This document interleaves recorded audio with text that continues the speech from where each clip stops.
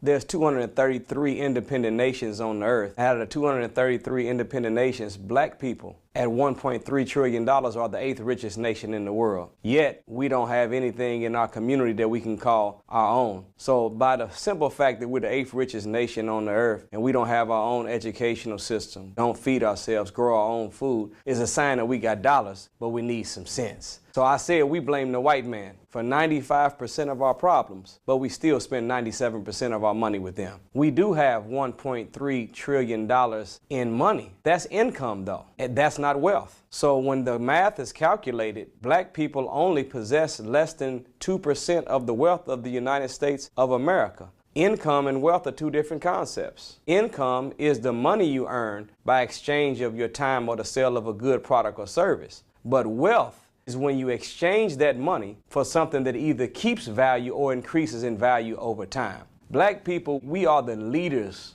in unnecessary spending. We buy stuff we don't need from people that we don't like to impress people we don't know, and at the end of the math of the equation, we end up having nothing but a whole bunch of name brand stuff, but never businesses that we can pass down to our children or real estate that increases or keeps its value over time. So we've got income, but we don't have the wealth. That's why I said we've got dollars, but we need some sense. Out of that $1.3 trillion, do you know that we spend $23 billion a year on clothes, $11 billion a year on furniture, $3.2 billion on keeping up with the latest cell phone that came out, $46 billion on cars, $60 billion on legal and illegal drugs, $32 billion dressing up the outside of our head. But when it comes to dressing up the inside of our mind, which is the purchase of books, only $300 million is purchased in books. My people are destroyed from a lack of knowledge. So we should be investing